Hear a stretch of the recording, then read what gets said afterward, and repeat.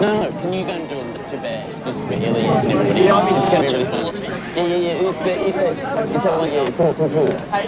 Do it now with Brendan. Okay, go.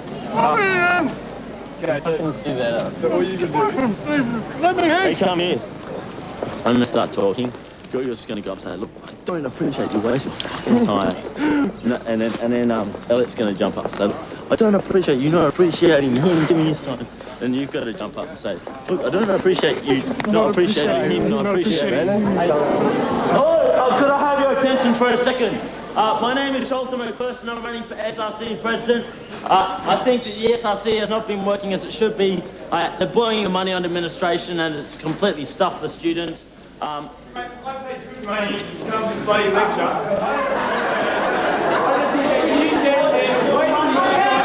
How dare you? You said your money during those people.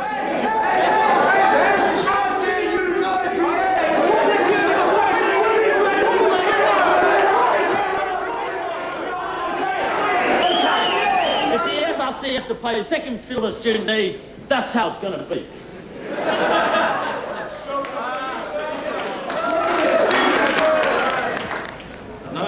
That was good. Let's do it again. That was good. I love this now how they change their shirts. Put their shoulder stuff back on.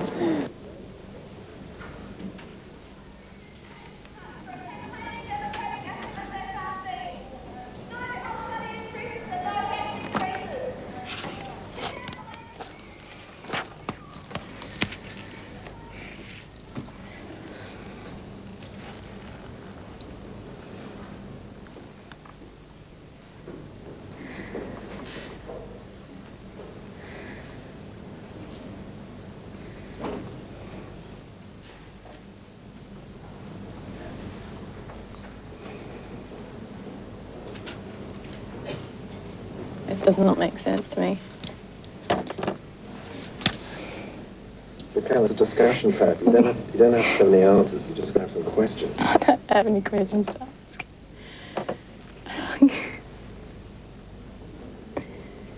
What is the subject all about? It's the first question.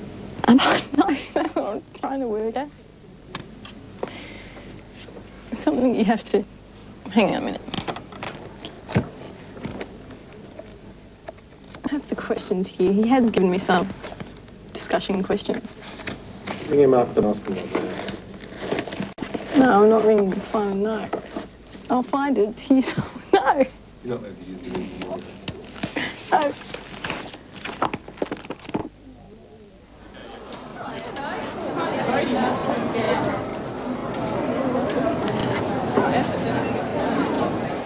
Only cast the last vote, though.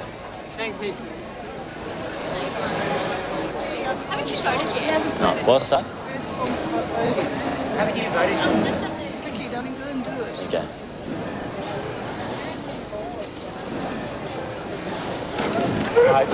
Yeah, don't go in. I voted. Okay, voting's closed. Thanks, everyone. Thank you. I just can't believe I spent 3 fucking years at university and it's all come down to this.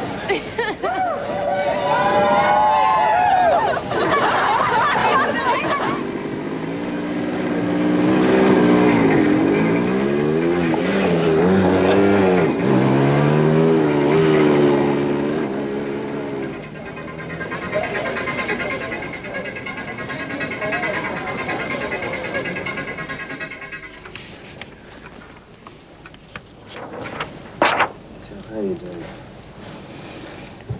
Well, I know what I'm doing. I just have to write it out now for the overhead. I think I know what I'm doing. So what's it all about?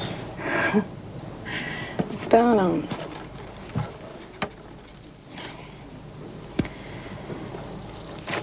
the education system in Britain in the late 1800s not being very advanced in science and technology, and being behind France and Germany in technology and the way the government set in the reforms to change that and catch up in technology so they wouldn't fall behind industrially. That sort of thing. How did they do that? How'd they do it? They just set up all these schools and colleges and universities for education in technology and engineering and sciences and that sort of thing. It's like the debate between whether you should study the arts, like the academics, or you should go for vocational education. I've just lost my train of thought. How long have you got to get ready? I've got an hour and a half. It's got to be ready by... 5. How are you feeling at the moment? I'm petrified. Why are you petrified? It's just pressure. You sound like you've got it all taped. Not really. They're gonna ask questions and stuff. I've read 3 out of the 4 readings in 3 hours, which I was pretty proud of. Took notes on it at the same time. And I've got at least 1 class discussion organised, possibly 2. Yeah. Human capital theory takes its metaphor from where? Where does the metaphor come from?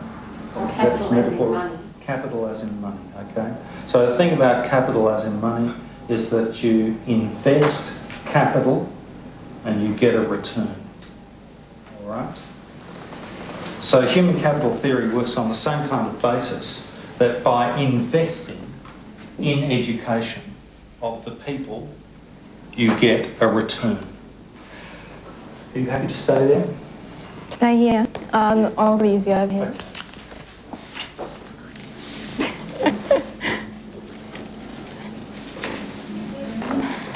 Okay, I'm just first going to talk about human capital theory on the paper by Marginson. It's been a very influential economic theory. It's set the framework of education policies basically since the 1960s. The theory basically is that human beings are measured in terms of their monetary value, their own human capital. As self-employed artisans and wage workers, humans became owners of their own human capital. In France and England, and the differences, England was actually very behind in technology in the late 1800s, behind France. The true measure of England's backwardness was right up until the last quarter of the 19th century. They had not begun to develop a system. So modern economics generally see skills as a key factor in economic competitiveness.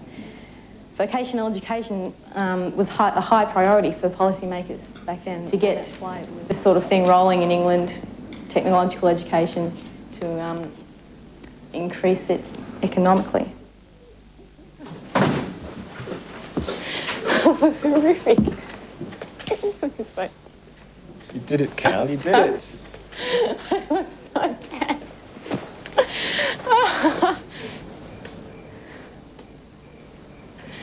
Why was it bad? It was just horrific. You saw it. I've never been that nervous in my life, and I can only attribute it to the fact that this morning I knew nothing. I still didn't know anything. 67.